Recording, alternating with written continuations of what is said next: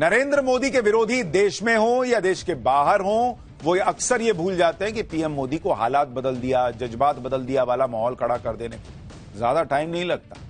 और इसलिए लोकसभा चुनाव में नरेंद्र मोदी की कुछ सीटें घटते ही मोदी का कॉन्फिडेंस तोड़ देने का नैरेटिव सेट करते राहुल गांधी आज मोदी के ऐसे खौफ में जी रहे हैं कि कांग्रेस को सरेंडर मोड में डाल दिए। इसी गलतफहमी में चीन भी था, उसने एलएसी पर सैनिक भेज दिए। उसे लगा कि वो भारत के प्रधानमंत्री नरेंद्र मोदी को दबाव मिला देगा, लेकिन डिप्लोमेसी में चीन से टक्कर हो या चुनाव में राहुल गांधी से, नरेंद्र मोदी ने दोनों की गलतफहमी दूर कर दी। अब दोनों नरेंद्र मोदी के सामने सरेंडर मोड में। चीन कैसे लाइन पर आ गया, ये तो हमने आपको कल विस्तार से बताया। आज राहुल गांधी कैसे नरेंद्र मोदी के खौफ में सरेंडर मोड में जी रहे हैं, कांग्रेस को सरेंडर मोड में ले आए हैं, वो आपको देखना चाहिए। क्योंकि महाराष्ट्र में राहुल गांधी ने उद्धव ठाकरे के सामने सरेंडर कर दिया, यूपी में राहुल गांधी ने अखिलेश यादव के सामने सरेंडर कर दिया, और झारखंड में राहुल गांधी ने हेमंत सोरेन के सामने हथियार डाल दिए। एक तरह से राहुल गांधी ने सिर्फ सीटें ही नहीं, अपने कॉन्फिडेंस को भी सरेंडर मोड पर रख दिया है। हरियाणा चुनाव में राहुल गांधी को नरेंद्र मोदी के हाथों ऐसा झटका लगा कि वो उससे उबर ही नहीं पा रहे हैं। आपको याद आ रहा है कि राहुल गांधी को आपने लास्ट कब मुखरता से बोलते देखा है? हरियाणा इलेक्शन के रिजल्ट आने के बाद खुद साइलेंट मोड में है और पार्टी सरेंडर मोड में।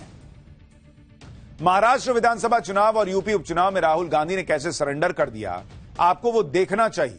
और अभी बस इसकी वानगी बताता हूं, उसके बाद एक एक डिटेल आपको बताऊंगा कि जो राहुल गांधी नरेंद्र मोदी को कमजोर बता रहे थे, आज कैसे सरेंडर मोड में। जैसे अगर आप देखें यूपी उपचुनाव,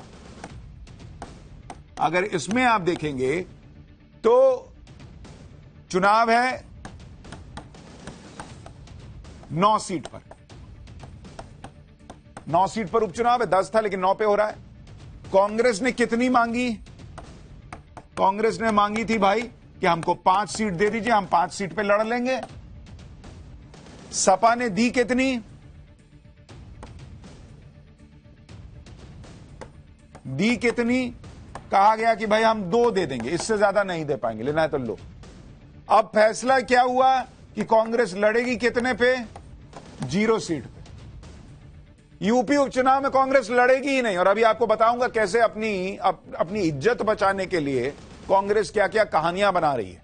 अब आप देखिए, इसी तरह से महाराष्ट्र में देखिए, महाराष्ट्र में कुल सीट है 288 जहां पर चुनाव होने।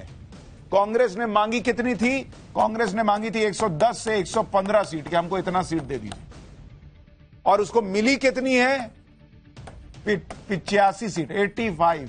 ये तो कांग्रेस का हाल करके छोड़ दिया है साथियों ने। इसी तरह से अगर आप झारखंड देखेंगे, झारखंड में चुनाव है 41 सीट पर। जेएमएम जो है, माफ कीजिएगा, जेएमएम लड़ रही है 41 सीट पर और कांग्रेस लड़ रही है 29 सीट पर। पिछले बार से भी कम सीट पर कांग्रेस इस बार लड़ रही है। तो जहां जहां चुनाव है, कांग्रेस को सरेंडर करनी पड़ रही है अपनी सीट। आप सोचिए क्या ही हालत हो गई है कांग्रेस पार्टी की राहुल गांधी के राज में। वैसे तो कांग्रेस का चुनावी सिंबल हाथ है, लेकिन आज उसके हाथ में जो थमा दिया जाता है उसे उसी से संतोष करना पड़ता है। ये हालात बन गए। राहुल और कांग्रेस क्यों सरेंडर मोड में आ गए हैं? मोदी का कौन सा खौफ है, कौन सा डर है जो उन्हें सरेंडर मोड में ले आया है, यह आगे विस्तार से बताऊंगा। पहले देखिए कि राहुल की कांग्रेस ने घुटने टेके कैसे। महाराष्ट्र में कांग्रेस 110 से 115 सीट मांग रही है। इसके लिए कांग्रेस ने खूब माहौल बनाया था। उद्धव ठाकरे और कांग्रेस के बीच भयंकर लड़ाई हो गई थी। ऐसा लग रहा था जैसे सीट शेयरिंग पर कांग्रेस गठबंधन तोड़ देगी, लेकिन 115 सीट से कम पर तो समझौता करेगी ही नहीं। लेकिन अब जो फॉर्मूला तय हुआ है उसके मुताबिक कांग्रेस शिवसेना यूबीटी और शरद पवार की एनसीपी ने 270 सीटों पर सहमति बनाई। इसमें से 255 सीटें कांग्रेस, शिवसेना और एनसीपी के बीच बटेंगी। हर पार्टी के हिस्से 85 सीट आई, बाकी 15 सीटें इन्हीं 3 पार्टियों के बीच बटेंगी। इसके लिए अभी चर्चा ही चल रही है। 270 सीटों के अलावा जो 18 सीट बची वो गठबंधन के साथियों को देंगे। संजय राउत ने बताया कि Samajwadi party, peasants and workers party, CPI और आम आदमी पार्टी को भी गठबंधन में शामिल किया जाएगा और बाकी बची 18 सीटें इन्हीं पार्टियों में दे दी जाएंगी। एक बार सुनिए सीट शेयरिंग को लेकर महाराष्ट्र कांग्रेस के अध्यक्ष नाना पटोले ने क्या बताया, फिर आपको बताऊंगा कि कांग्रेस को महाराष्ट्र में कितनी बड़ी कुर्बानी देनी पड़ी। आज हमने एक निश्चित किया कि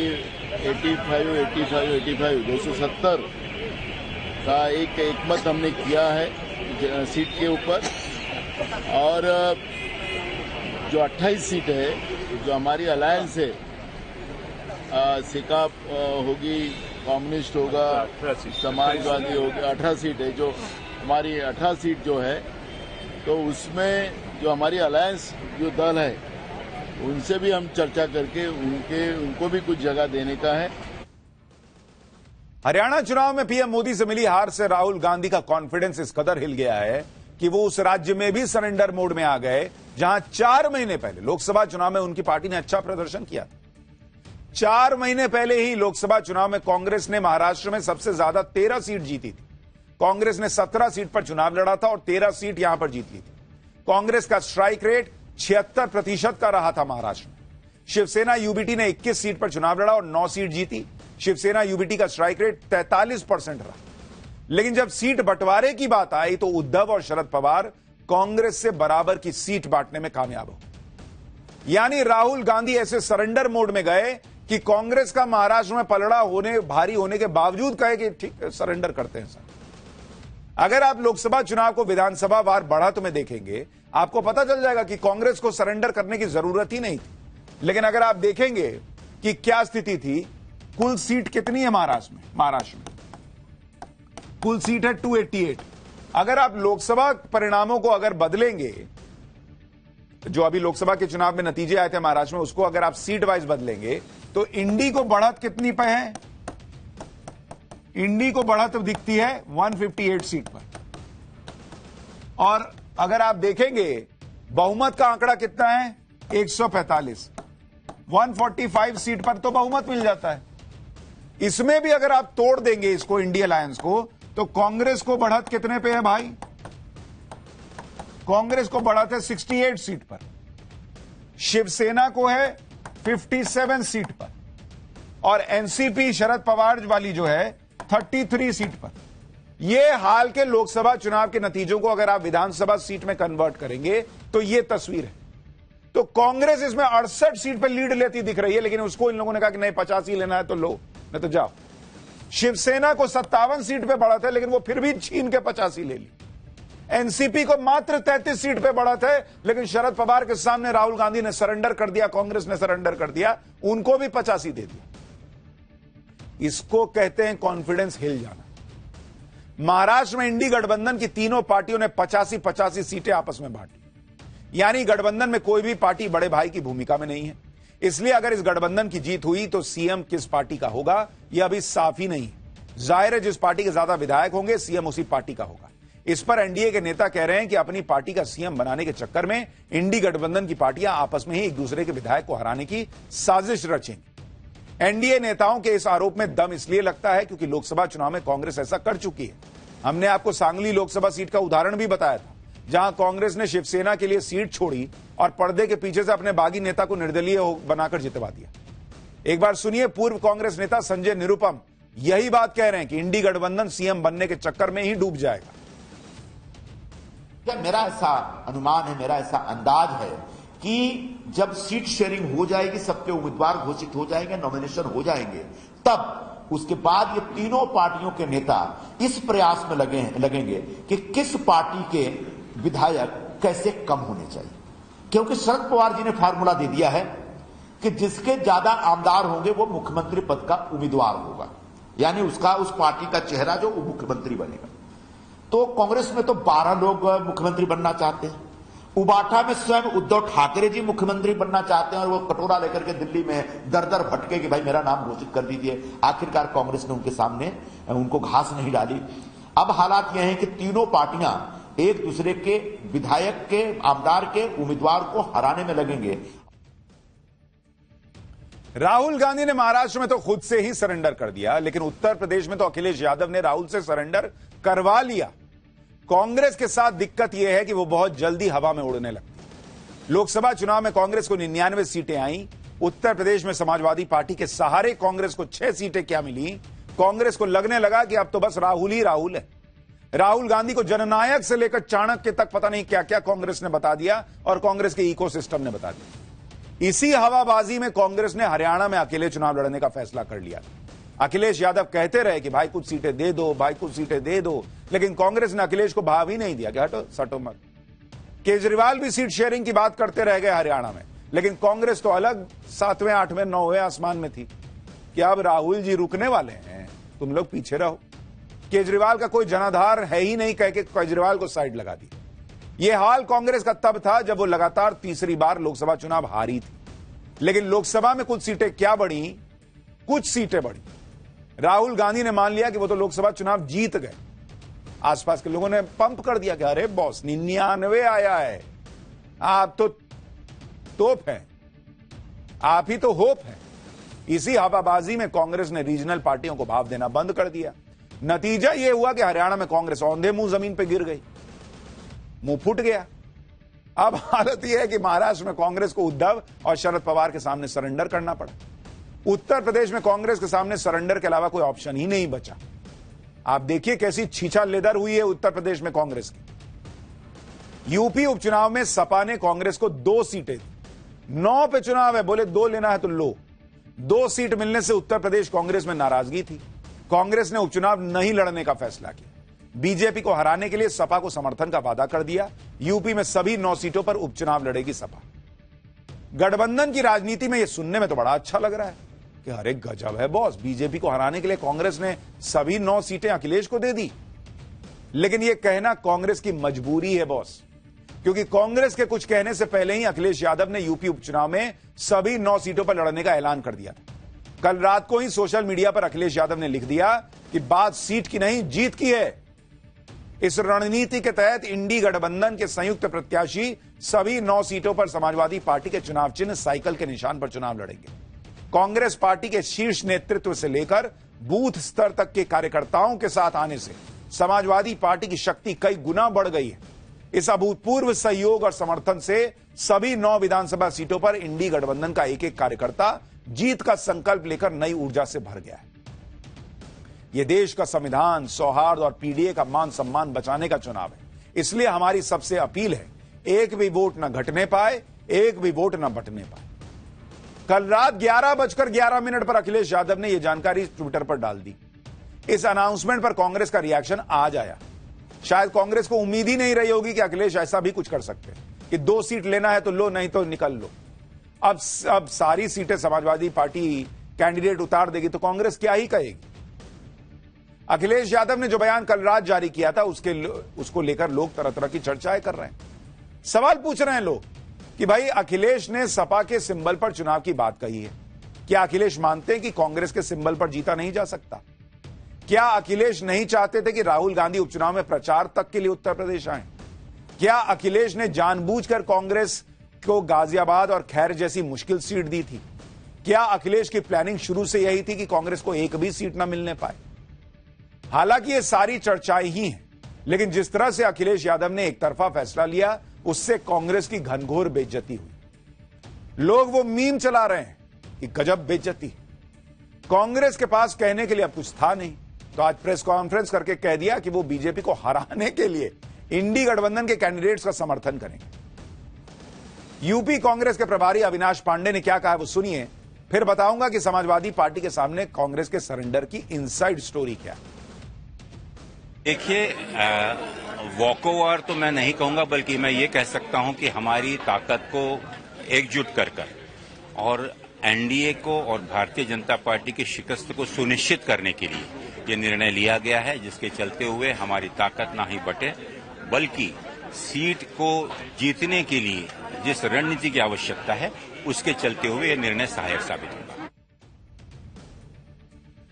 अभी कुछ दिन पहले तो कांग्रेस पार्टी राहुल गांधी को सबसे बड़ा चेहरा बता रही थी, किसी को सटने देने को तैयार नहीं थी। अब इसको समझ में आ रहा है कि बीजेपी को हराने के लिए मुझे कुर्बानी देनी चाहिए, जबकि ये तो वो लोग हैं कि लड़ाई लड़ते थे, कुर्बानी देगा कौन? तू देगा कुर्बानी वाले लोग थे ये। अचानक इनको कुर्बानी सूझ गई। देखिए, कांग्रेस और समाजवादी पार्टी में सीटों को लेकर जो समझौता हुआ है वो कल रात ही फाइनल हुआ। कहा जा रहा है कि कल रात राहुल गांधी और अखिलेश यादव के बीच फोन पर बातचीत हुई थी, जिसके बाद ये सारी बातें तय की गई। लेकिन अंदर की खबर यह है कि अखिलेश यादव महाराष्ट्र में 12 सीटों की डिमांड कर रहे थे, लेकिन कांग्रेस को महाराष्ट्र में सपा को 12 सीटें देना मंजूर नहीं। महाराष्ट्र में सपा को 12 सीट देने से अन्य दल नाराज हो सकते थे। वहां पहले से सीटों को लेकर महाविकास अघाड़ी में टेंशन चल रही थी। फिर तय हुआ कि महाराष्ट्र में सपा 2 से 4 सीटों पर चुनाव लड़ेगी। अखिलेश यादव ने यूपी में कांग्रेस के लिए 2 सीटें छोड़ी थी, जिससे यूपी कांग्रेस के नेताओं में नाराजगी दिख रही थी। फिर तय हुआ कि यूपी में सभी 9 सीटों पर सपा लड़ेगी। कांग्रेस चाहे तो अपना कैंडिडेट सपा के सिंबल पर लड़वा दे। यूपी उपचुनाव में समाजवादी पार्टी को कांग्रेस सपोर्ट करेगी। यानी महाराष्ट्र में कांग्रेस अखिलेश को 12 सीटें नहीं देना चाहती थी, इसलिए यूपी में अखिलेश के सामने सरेंडर कर दिया।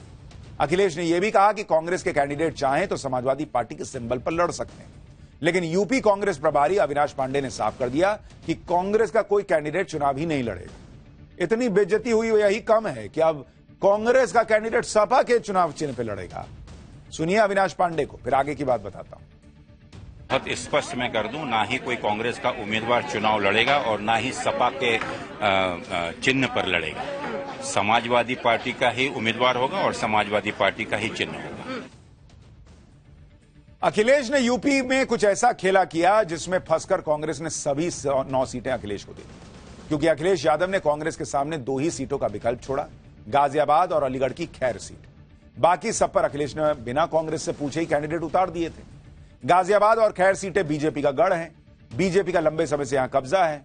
दोनों ही सीटें कांग्रेस नहीं बल्कि समाजवादी पार्टी के लिए भी टफ सीटें हैं। गाजियाबाद से कांग्रेस आखिरी बार 2002 में जीती थी। समाजवादी पार्टी सिर्फ एक बार ही यहां से जीत पाई है। 2017 से गाजियाबाद सीट पर बीजेपी जीत रही। इसी तरह से खैर सीट पर आखिरी बार कांग्रेस 1980 में जीती थी। समाजवादी पार्टी का तो यहां खाता तक नहीं खुल पाया है। बीजेपी खैर सीट पर 4 बार विधानसभा चुनाव जीत चुकी है। 2017 से खैर विधानसभा सीट बीजेपी के पास है। सोचिए, कांग्रेस की बेइज्जती तो ये लोग किए ही, सीट भी दिए ऐसा कि कांग्रेस को मुंह छुपाना पड़ रहा। अब जब अखिलेश ने कांग्रेस को कहीं का नहीं छोड़ा तो कांग्रेस अपनी फेस सेविंग में जुट गई। कहने लगी कि बीजेपी को रोकने के लिए किए हैं, समाजवादी पार्टी के उम्मीदवारों का समर्थन किए हैं क्योंकि हम अलायंस हैं। नहीं बॉस, कोई अलायंस का हाल नहीं है। ऐसा कांग्रेस ने इसलिए किया क्योंकि पहली बात, कांग्रेस को जो 2 सीटें मिल रही थी उसमें उसके जीतने का कोई चांस नहीं था, इसलिए उसने खुद ही मैदान छोड़ देना सही समझा कि फिर हारेंगे, फिर राहुल गांधी पे सवाल उठेंगे कि छोड़ो, लड़बे मत करो। दूसरी बात, अगर कांग्रेस 2 सीटों पर लड़ जाती और हार जाती, उधर अखिलेश कुछ सीटें जीत लेते तो कांग्रेस की और बेइज्जती हो जाती कि यूपी में तो इनका हाल ही बुरा है। लोकसभा में राहुल गांधी और कांग्रेस जो है वो अखिलेश यादव के कंधे पे बैठे थे तब जीते थे, और कंफर्म हो जाता। तो इन्होंने कहा कि एक काम करते, धीरे से कट लेते। तीसरी बात, कांग्रेस यूपी उपचुनाव से हटकर यह मैसेज देना चाहती है कि वो क्षेत्रीय दलों को महत्व देती है। यही काम उसने महाराष्ट्र में भी किया, जहां कम सीटों पर राजी हो गई। चौथी बात, कांग्रेस को यह अंदाजा हो गया कि हरियाणा हारने के बाद अब राहुल गांधी के नाम पर हवाबाजी काम नहीं आएगी। पांचवी बात, कांग्रेस को पता है कि अगर समझौते नहीं किए और अकड़ दिखाते रहे तो महाराष्ट्र, झारखंड और यूपी उपचुनाव भी हाथ से जाएगा। छठी बात, कांग्रेस को एहसास हो चुका है कि अगर हरियाणा के बाद महाराष्ट्र, झारखंड और यूपी उपचुनाव भी हार गए तो राहुल गांधी के इंडी गठबंधन का नेता होने पर और गंभीर सवाल उठने लगेंगे। अभी तो राहुल गांधी मीडिया के सामने आ नहीं रहे हैं, आ नहीं पा रहे हैं। अगर महाराष्ट्र भी हारे, यूपी उपचुनाव भी हार गए, झारखंड भी हार गए, उसके बाद उस गुब्बारे का क्या होगा जो इकोसिस्टम ने पंप कर रखा था कि सर यू आर ग्रेट। इसलिए काम करते हैं, कम पे लड़ो, मिलजुल के जीत जाएंगे, फिर कहेंगे कि राहुल जी की वजह से जीते हैं। अलग अलग राज्यों में रीजनल पार्टी के सामने कांग्रेस इसलिए भी सरेंडर मोड में है क्योंकि वो जानती है वो कितने पानी में। जहां जहां भी कांग्रेस को सीटों का फायदा हुआ है उसमें रीजनल पार्टीज की भूमिका रही। जहां भी कांग्रेस और बीजेपी के बीच सीधा मुकाबला हुआ वहां कांग्रेस को हार का सामना करना पड़ा लोकसभा चुनाव। जैसे आप यूपी लोकसभा चुनाव का हाल देखिए। यूपी में जब कांग्रेस 2019 में अकेले लड़ी तो 1 सीट जीत पाई। 2024 में अखिलेश यादव के साथ मिलकर चुनाव लड़ी, 17 सीटों पर चुनाव लड़ी, 6 जीत गई। इसी तरह हरियाणा विधानसभा चुनाव को देखिए, वहां कांग्रेस और बीजेपी के बीच डायरेक्ट फाइट थी, लेकिन 10 साल की एंटी इनकम्बेंसी के बावजूद कांग्रेस बीजेपी को सत्ता से हटा नहीं पाई। जम्मू कश्मीर विधानसभा चुनाव में भी यही हुआ। जम्मू रीजन में बीजेपी और कांग्रेस की डायरेक्ट फाइट हुई तो जम्मू में कांग्रेस 30 सीटों पर लड़कर 1 सीट जीत पाई। इनका हर जगह यही हाल है और इनको समझ में आ गया है कि बॉस अगर ये चुनाव भी हार गए तो राहुल गांधी का नाम लेने वाला कोई नहीं मिलेगा इंडिया अलायंस में। इतना इनके अंदर नरेंद्र मोदी का खौफ बैठ गया है कि कहीं मोदी हरा दिए तो किस मुंह से राहुल गांधी को इंडी गठबंधन का नेता बताएंगे? तो एक काम करो सर, आप भी ले लो, आप भी ले लो, लेकिन मिल के हमको कंधे पे उठा लो वाला हाल है। यानी अगर देखें तो अखिलेश यादव ने बड़ी सोच समझ के साथ यूपी उपचुनाव में कांग्रेस का पत्ता काट दिया। सभी 9 सीटों पर लड़ने के ऐलान के बाद समाजवादी पार्टी ने बाकी की सीटों पर उम्मीदवार भी उतार दिए। गाजियाबाद से सिंह राज जाटव को टिकट दिया है। अलीगढ़ की खैर सीट से डॉक्टर चारू कैन लड़ेंगी। मुरादाबाद की कुंदरकी सीट से मोहम्मद रिजवान लड़ेंगे। इससे पहले 7 सीटों पर अखिलेश यादव ने पहले ही उम्मीदवारों का ऐलान कर दिया था। यानी जैसे अखिलेश ने पहले से ही इन सीटों पर कैंडिडेट तय कर रखे थे और कांग्रेस के सरेंडर करने के फौरन बाद नाम निकाले और रख दिए कि लो यही तो है। कांग्रेस और समाजवादी पार्टी के बीच चल रहे खेल के बीच बीजेपी ने भी अपनी लिस्ट जारी कर दी यूपी उपचुनाव के लिए। बीजेपी ने कई राउंड की स्क्रीनिंग और मंथन के बाद यूपी उपचुनाव के लिए लिस्ट जारी की। यूपी बीजेपी ने हर सीट पर 3-3 नामों की लिस्ट हाईकमान को भेजी थी। उस लिस्ट पर दिल्ली में चर्चा हुई और अब फाइनल लिस्ट जारी कर दी गई।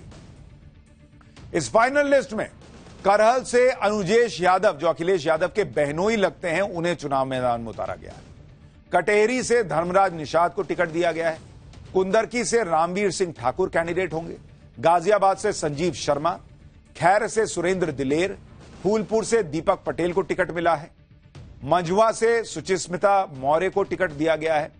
सीसामऊ से सुरेश अवस्थी, मीरापुर सीट आरएलडी को दे दी गई है। उपचुनाव के लिए बीजेपी की तैयारियां काफी पहले से शुरू हो चुकी है। बीजेपी के लिए संघ ने भी काम शुरू कर दिया है। 2 दिन पहले ही सीएम योगी ने संघ प्रमुख से मुलाकात की थी।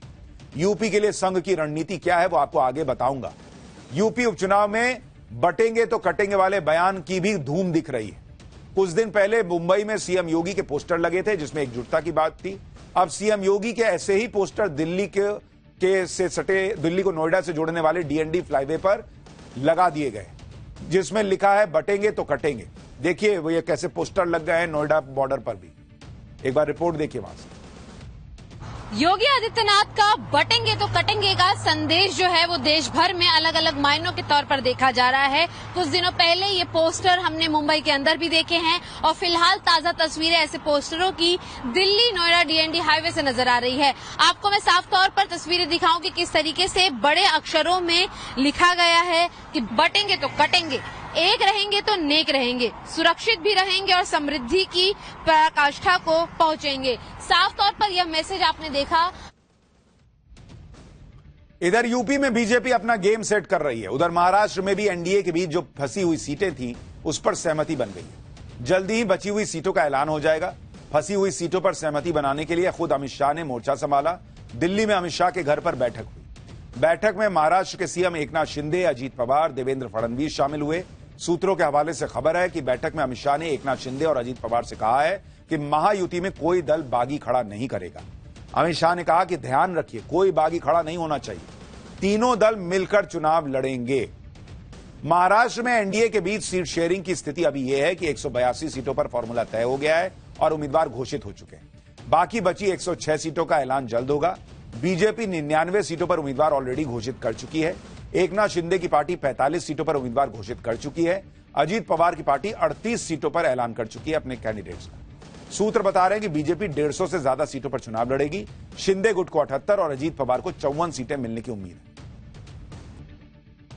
यानी इन्होंने कह दिया कि 85 हमको मिल चुकी है, 15 जो बची है वो भी हमको दे दो।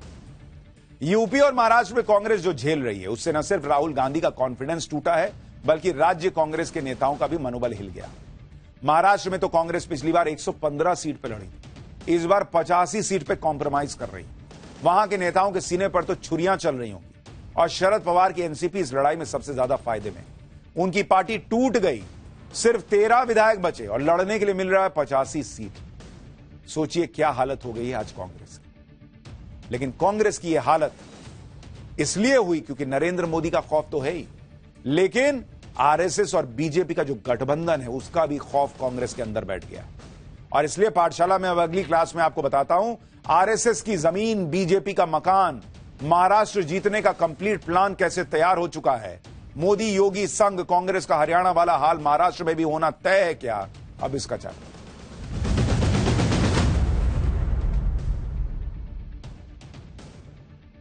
महाराष्ट्र चुनाव में विपक्ष लोकसभा चुनाव जैसा खेल करना चाहता है, लेकिन बीजेपी ने आरएसएस से फीडबैक लेकर पूरा खेल ही पलट दिया है। महाराष्ट्र में आरएसएस ठीक उसी तरह एक्टिव है जैसे हरियाणा में ग्राउंड पर काम कर रहा है। पीएम मोदी, सीएम योगी और संघ की तिकड़ी से महाराष्ट्र में कांग्रेस का हाल हरियाणा जैसा होना तय माना जा रहा है। महाराष्ट्र की बात करें तो आरएसएस यहां पहले से ही एक्टिव था, लेकिन विधानसभा चुनाव के लिए ग्राउंड लेवल पर तब से काम शुरू हो गया जब लोकसभा चुनाव में बीजेपी को झटका लगा। तभी से आरएसएस ने ऐसे काम किए जिसने बीजेपी से दूर गए वोटर्स को जोड़ने का काम किया। आरएसएस ने खास तौर पर ऐसे इलाकों पर फोकस किया जहां बीजेपी की स्थिति कमजोर थी। वहीं बीजेपी ने भी ग्राउंड लेवल पर जबरदस्त काम किया। पार्टी ने मराठा और ओबीसी वोटर्स तक अपनी पहुंच बनाई। इसके साथ ही ऐसी ऐसी स्कीम्स लॉन्च कर दी जिसने नए वोटर्स को भी जोड़ने का काम किया। बीजेपी ने महाराष्ट्र की लोकल पार्टियों को अपने साथ जोड़ने पर भी खास ध्यान दिया। बीजेपी ने वंचित बहुजन अघाड़ी, प्रहार जनशक्ति, बहुजन विकास पार्टी, महाराष्ट्र नवनिर्माण सेना और स्वामीजी शेतकरी पार्टी को भी अपने साथ जोड़ लिया। इसके साथ ही आरक्षण के मुद्दे पर मराठा और ओबीसी में टकराव के बीच बीजेपी ने हरियाणा के जाट ओबीसी फॉर्मूले के तर्ज पर सीटों का बंटवारा किया और दोनों समुदायों के वोटरों को साधने की कोशिश की। महाराष्ट्र सरकार के प्रस्ताव पर एनसीबीसी ने 15 जातियों को ओबीसी की सूची में शामिल करने की सिफारिश की। इन सभी 15 जातियों की आबादी करीब 10 लाख है। महाराष्ट्र सरकार ओबीसी आरक्षण में क्रीमी लेयर की सीमा 8 लाख से बढ़ाकर 15 लाख करने का अध्यादेश भी लेकर आई, जिसे अगले सत्र में पेश किया जाएगा। यानी चुनावों से ठीक पहले महायुति सरकार ने अलग अलग वर्गों के लिए कई कल्याणकारी योजनाओं की भी घोषणा कर दी, जिसमें लड़की बहन योजना सबसे अहम है।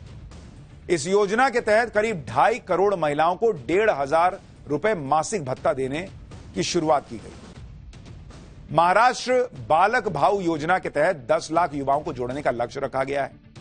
इस योजना के तहत व्यवहारिक नौकरी का अनुभव दिया जाएगा, जबकि 5वीं से 7वीं क्लास में पढ़ने वाली विशेष पिछड़े वर्ग की छात्राओं के लिए स्कॉलरशिप की योजना शुरू की गई। इतना ही नहीं, शिंदे सरकार ने आम लोगों को राहत देते हुए मुंबई के 5 टोल नाकों पर टैक्स की छूट दे दी। संघ के सहयोग से ही बीजेपी ने हरियाणा में हारी हुई बाजी को जीत में बदल दिया। आरएसएस ने हरियाणा में बीजेपी के खिलाफ जो भी माहौल था उसे शांत करने में जमीन पर बड़ी भूमिका निभाई थी। अब महाराष्ट्र में भी आरएसएस एक्टिव हो गया है। संघ किस तरह से महाराष्ट्र में काम कर रहा है वो भी आपको बताता हूं। संघ ने 60,000 से ज्यादा छोटी बैठकें करने का फैसला किया है। ये बैठकें सभी विधानसभा क्षेत्रों में आयोजित हो रही हैं। राज्य के लोगों तक बात पहुंचाने के लिए टोलियां बना दी गई हैं।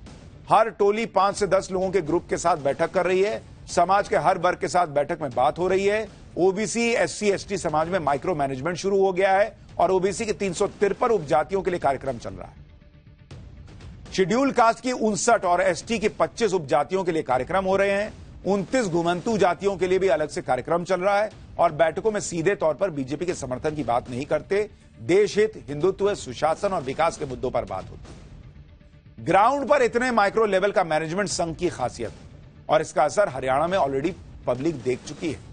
अब महाराष्ट्र में भी संघ के उतरने का असर दिख रहा है। संघ अपनी तरफ से तो काम कर ही रहा है भाई, वो ग्राउंड पे काम करता है, जो फीलिंग है लोगों की सुनता है, उसके बाद बीजेपी को बताता है कि देखो भैया ये नीचे गड़बड़ चल रहा है, इसको ठीक करो।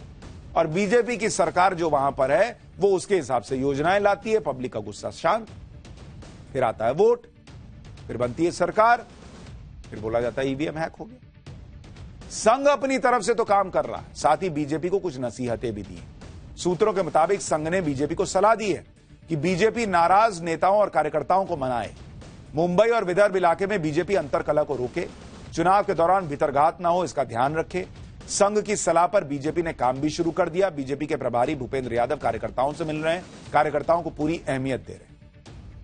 यही बीजेपी की ताकत भी है कि वो अपनी गलतियों से सीखती है। लोकसभा चुनाव में जो भी हुआ उससे बीजेपी ने सबक लिया और उसका नतीजा पहले हरियाणा में दिखा और अब महाराष्ट्र के लिए भी बीजेपी ने कमर कस ली है। महाराष्ट्र में सीएम योगी की भी जबरदस्त चर्चा हो रही है। सीएम योगी के बटेंगे तो कटेंगे वाले बयान के पोस्टर मुंबई में लग गए थे। मोदी, सीएम योगी और संघ के फुल एक्टिव होने से इंडी गठबंधन की राह मुश्किल दिख रही है। महाराष्ट्र में बीजेपी को जब से लोकसभा चुनाव में झटका मिला तब से उसने खूब होमवर्क किया और जो वर्ग उससे छिटक रहे थे उन सभी तक अपनी पहुंच बनाई। जैसे आप देखिए, बीजेपी ने महाराष्ट्र में महार जाति के वोट बैंक के लिए खास प्लानिंग की। महार जाति दलित वर्ग में आती है और दलित आबादी का लगभग 50% है। महाराष्ट्र में महार जाति का वोट कुल आबादी का 5.57% है। ज्यादातर महार जाति के लोग बौद्ध धर्म के हैं। यही वजह है कि इस वोट बैंक को साधने के लिए बीजेपी ने बौद्ध नेता किरण रिजिजू को जिम्मेदारी दी। पिछले महीने ही उन्होंने महाराष्ट्र के अलग अलग इलाकों में 4 दिन का दौरा भी किया था। इस दौरे के दौरान वो महार बाहुल्य इलाकों में गए और बौद्ध मंदिरों में दर्शन किए। बीजेपी ने इसी के साथ देश भर के दूसरे दलित नेताओं की दलित बाहुल्य इलाकों में मीटिंग भी फिक्स की है। अगर बीजेपी अपने इस प्लान में कामयाब हो जाती है तो महाविकास अघाड़ी को बड़ा नुकसान होगा, क्योंकि महाविकास अघाड़ी दलित वोट बैंक के दम पर ही अच्छी खासी सीटें लोकसभा चुनाव में जीत पाई थी। यानी संघ, बीजेपी और आरएसएस मिलकर अब महाराष्ट्र में सियासी तूफान लाने के लिए जमीन तैयार कर रहे हैं। लेकिन जब तूफान की बात हो ही रही है तो पाठशाला में अगली क्लास, वो तूफान जो 15 लाख लोगों की जान की का आफत बन गया है। आज की रात दाना तूफान क्या कहर ढाने वाला है, जरा देखिए रिपोर्ट।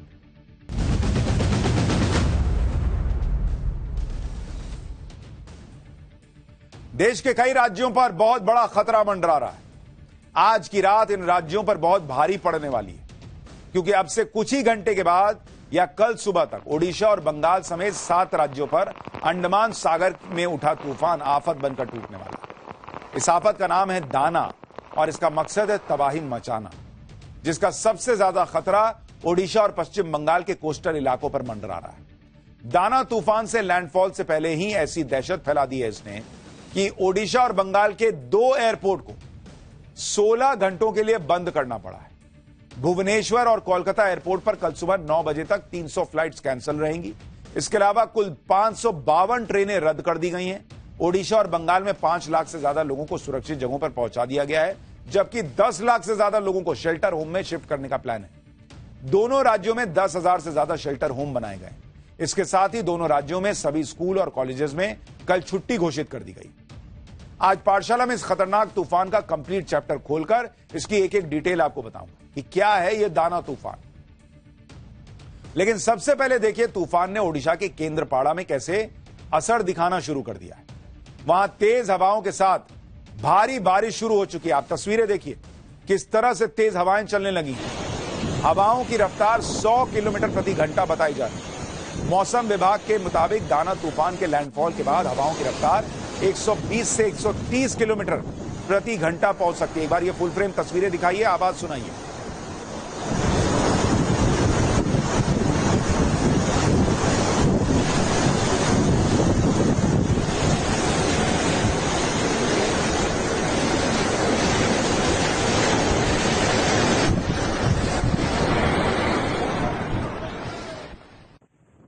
हवा की रफ्तार देख रहे हैं, उसकी आवाज सुन रहे हैं। हालांकि तूफान के ओडिशा के समुद्र तट पर टकराने से पहले हवाओं की रफ्तार काफी तेज हो चुकी है।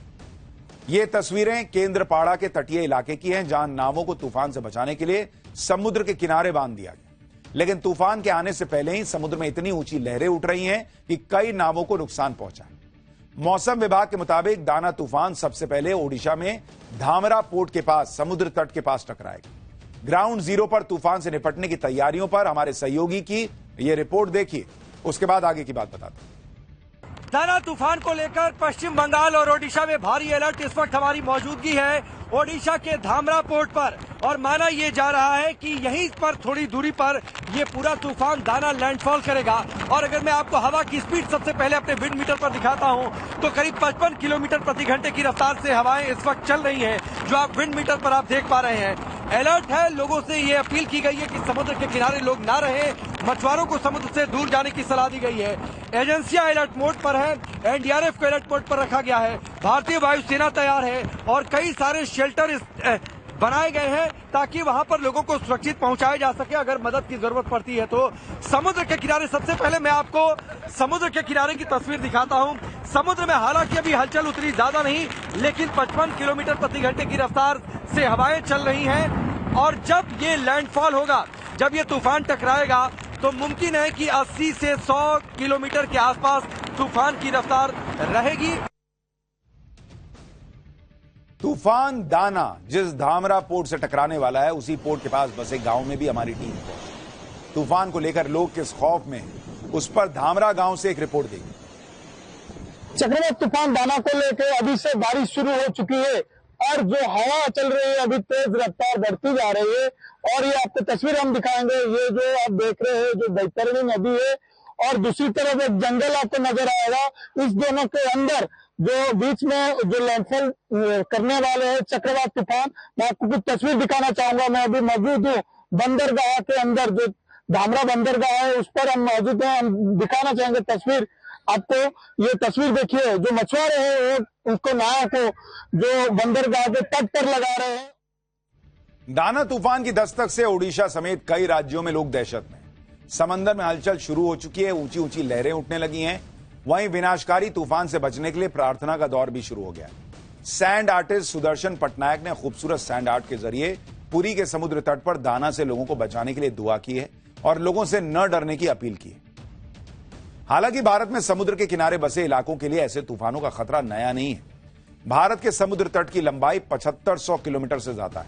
इसमें से 76% इलाके में हमेशा तूफान का खतरा बना ही रहता है और एक दौर था जब तूफान ऐसे इलाकों में कहर बनकर टूटते थे, कई लोगों को जान गंवानी पड़ती थी। लेकिन हाल के सालों में हालात पूरी तरह बदल चुके हैं। अब तूफानों से उतना नुकसान नहीं होता जितने नुकसान की आशंका जताई जाती है। इसकी वजह है तूफान से निपटने की तैयारियां। जैसे दाना तूफान के मामले में ही देख लीजिए, 19 अक्टूबर को जब अंडमान सागर में यह तूफान उठा तो उसी दिन भारतीय स्पेस एजेंसी इसरो ने इस तूफान का पूरा रूट बता दिया, जिसके लिए एक एनिमेटेड वीडियो भी जारी किया गया। इस वीडियो के जरिए सटीक जानकारी दे दी गई कि अंडमान सागर से उठा यह तूफान 24 अक्टूबर तक ओडिशा और बंगाल के समुद्र तट से टकराएगा। सटीक जानकारी मिलने के बाद रेस्क्यू एजेंसियां अलर्ट पर आ गई। एयरफोर्स के प्लेन्स की मदद से ओडिशा और बंगाल में तूफान के खतरे वाले इलाकों में एनडीआरएफ की टीम्स को भेज दिया गया। एयरफोर्स के IL-76 और AN-32 प्लेन में एनडीआरएफ के 150 से ज्यादा जवानों को रेस्क्यू के लिए जरूरी सामान के साथ ओडिशा और बंगाल समेत दूसरे राज्यों में पहुंचा दिया गया। दाना तूफान से निपटने की तैयारियों पर एनडीआरएफ के डीआईजी को भी एक बार सुनिए। आज ये सवेरे सीरियस साइक्लोनिक स्टॉर्म में तब्दील हुआ है और शाम में, रात में और अर्ली सवेरे के बीच में ये लैंडफॉल होने की संभावना है। इसको देखते हुए जो ओडिशा में है हमारी 20 टीमें तैनात हैं और वेस्ट बंगाल में हमारी 17 टीमें तैनात हैं। इसके अलावा लैंडफॉल का जो इफेक्ट होता है दूसरे स्टेट्स में, इंटीरियर एरियाज में, उसको देखते हुए झारखंड और छत्तीसगढ़ और आंध्र प्रदेश के डिस्ट्रिक्ट्स में भी हमारी टीमों की तैनाती की जा रही है। यानी एक तरफ एनडीआरएफ की टीम दाना तूफान के आने से पहले ही अलर्ट हो गई है, वहीं दूसरी तरफ इंडियन कोस्ट गार्ड की टीम भी तूफान के ओडिशा और बंगाल के समुद्री तट पर पहुंचने से पहले लगातार लोगों को अलर्ट करने में जुटी रही। प्लेन और बोट्स की मदद से कोस्ट गार्ड की टीम ने समुद्र में मौजूद लोगों को जल्द से जल्द नजदीक के पोर्ट पर पहुंचने की चेतावनी दी। आप देखिए कैसे लोगों को बचाने के लिए उन्हें कहा जा रहा है कि जल्दी लौट आओ, तूफान आने वाला है। चले जाएं। सावधान सावधान सावधान। ये जानकारी आपको भारतीय तटरक्षक की तरफ से दी जा रही है। समुद्र में तूफान आ रहा है, आपसे अनुरोध है कि आप नजदीकी बंदरगाह की तरफ चले जाएं। मच्छी बोट कोस्ट गार्ड থেকে বলছি আজকে রাতে ঘূর্ণিঝড় ওয়ার্নিং আছে, তোমরা নিজেদের পোর্টে করে চলে যাও। केंद्रीय एजेंसी से दाना तूफान के खतरे की सटीक जानकारी मिलने के बाद राज्य सरकारें और उसकी एजेंसियां भी एक्टिव हो गई। ओडिशा और बंगाल में तूफान प्रभावित इलाकों से लोगों को सुरक्षित ठिकानों में शिफ्ट करने का काम शुरू कर दिया गया। बीमार और बुजुर्ग लोगों को पुलिस और स्टेट डिजास्टर मैनेजमेंट के लोग गोद में उठाकर स्ट्रेचर की मदद से शेल्टर होम की तरफ ले जाते दिखे। इसके अलावा गाड़ियों की मदद से भी लोगों को सुरक्षित ठिकानों पर पहुंचाया गया। ओडिशा के सीएम मोहन चरण मांझी तूफान से निपटने की तैयारियों पर नजर बनाए हुए हैं। ओडिशा के सीएम को भी एक बार सुनिए, फिर आपको बंगाल में यह तूफान क्या बवाल मचाने वाला है वो दिखाता हूं। साइक्लोन दाना आज रात ओडिशा में लैंडफॉल कर सकता है। साइक्लोन मुकाबला के लिए राज्य सरकार संपूर्ण रूप से तैयार है, इसलिए हमारा हर लेवल पे तैयारी चल रहा है। ओडिशा ही नहीं, पश्चिम बंगाल के तटीय इलाकों में भी दाना तूफान ने लोगों की दहशत बढ़ा दी। ये तस्वीरें बंगाल के पूर्व मेदिनीपुर की हैं, जहां दिन से ही तूफान का असर दिखने लगा। वहां तूफान की वजह से समुद्र में ऊंची ऊंची लहरें उठती नजर आईं और दोपहर के बाद से ही तेज हवाओं के साथ बारिश का सिलसिला भी शुरू हो गया। ग्राउंड जीरो से दाना तूफान की दहशत पर एक और रिपोर्ट दी। आपको दीघा की तस्वीरें दिखा रहे हैं। सुबह से बिल्कुल विपरीत ये तस्वीरें हैं। जो शांत समुंदर था, आप देखिए फिलहाल देखकर ऐसा लग रहा हो कि समुंदर उफान पर है। आप देखिए कितनी ऊंची ऊंची लहरें जो है उठ रही है और इस पूरे समुंदर के इर्द गिर्द जो है लोगों को इवैक्यूएट कराया गया है। हमारे बैकग्राउंड में हम अभी भी सुन पा रहे हैं कि पुलिस की तरफ से अनाउंसमेंट्स की जा रही है कि जो लोग इस तट के बिल्कुल आसपास रहते हैं वो जल्द से जल्द अपना जरूरी सामान लेकर साइक्लोन शेल्टर में चले जाए। और इस पूरे इलाके में देखिए किस तरह से काले घने बादल छाए हैं। लगातार हम ये देख रहे हैं कि हवाएं तेज हो रही है और साथ ही बारिश भी जो है अब वो बढ़ रही है। और आपको बताएं कि जिस तरह से लैंडफॉल जब होगा तब 120 किलोमीटर प्रति घंटे की रफ्तार से यहाँ पर हवाएं चलेगी। ओडिशा और बंगाल ही नहीं, देश के 7 राज्यों में दाना तूफान को लेकर राज्य सरकारें अलर्ट पर हैं। इन राज्यों में दाना तूफान का खतरा कितना बड़ा है और वहां तूफान से निपटने के लिए क्या तैयारियां की गई हैं, जरा उसके बारे में सुनिए। ओडिशा में 14 तटीय जिलों पर दाना तूफान का खतरा मंडरा रहा है। इन जिलों में एनडीआरएफ की 20 टीमें तैनात की गई हैं, जबकि ओडिशा डिजास्टर रैपिड फोर्स की 51 टीमें और फायर ब्रिगेड की 178 टीमें मुस्तैद हैं। लोगों के लिए 6000 शेल्टर होम बनाए गए। उधर बंगाल में 8 तटीय जिलों पर तूफान का खतरा है, जिससे निपटने के लिए एनडीआरएफ की 17 टीमें तैनात हैं और स्टेट डिजास्टर मैनेजमेंट की 85। आंध्र प्रदेश में रायलसीमा इलाके के 8 जिलों पर दाना तूफान का खतरा है। इन जिलों में एनडीआरएफ की 9 टीमें लगा दी गई। झारखंड के 10 जिलों में बारिश का अलर्ट जारी किया गया है। एनडीआरएफ की 9 टीमें यहां भी तैनात हैं। उधर छत्तीसगढ़ के 8 जिलों में बारिश का येलो अलर्ट है। एनडीआरएफ की 1 टीम यहां लगाई गई। बिहार के 13 जिलों में बारिश का अलर्ट है, जिससे निपटने के लिए स्टेट डिजास्टर मैनेजमेंट की टीमें एक्टिव हो चुकी हैं। और तमिलनाडु के कई इलाकों में दाना तूफान की वजह से भारी बारिश का अलर्ट जारी किया गया है। यानी आप देख रहे हैं कितने सारे राज्यों में इसका इंपैक्ट पड़ सकता है। अब यह भी जान लीजिए कि जिस दाना तूफान की वजह से 7 राज्यों के लोग दहशत में हैं, उसका यह नाम दाना पड़ा कैसे और इसका मतलब क्या है। दरअसल इंटरनेशनल लेवल पर तूफानों का नाम रखने के लिए सिस्टम बना हुआ है। साल 1972 में अरब सागर और बंगाल की खाड़ी में आने वाले तूफानों को नाम देने के लिए पीटीसी यानी पैनल ऑन ट्रॉपिकल साइक्लोन्स का गठन किया गया, जिसके 13 सदस्य हैं। साल 2000 में हुई इस पैनल की बैठक में बंगाल की खाड़ी और अरब सागर में उठने वाले तूफानों के नाम के लिए नियमों पर सहमति बनी। साल 2004 से इस पैनल के इस इलाके के तूफानों को नाम देना शुरू किया, जिसके लिए हर सदस्य देश पहले ही तूफानों के नाम पर अपना सुझाव भेज देता है और फिर सदस्य देशों के नाम के अल्फाबेटिकल ऑर्डर के मुताबिक तूफान का नाम फाइनल होता है। इस बार तूफान का नामकरण करने की बारी सऊदी अरब की थी, इसलिए सऊदी अरब के सुझाव पर इस तूफान को दाना नाम दिया गया, जो अरबी भाषा से लिया गया है और इसका मतलब होता है उदारता। अब यह तूफान कितनी उदारता दिखाएगा यह तो पता नहीं, लेकिन फिलहाल आज की रात इन 7 राज्यों पर भारी पड़ सकती है, खासकर ओडिशा और बंगाल पर।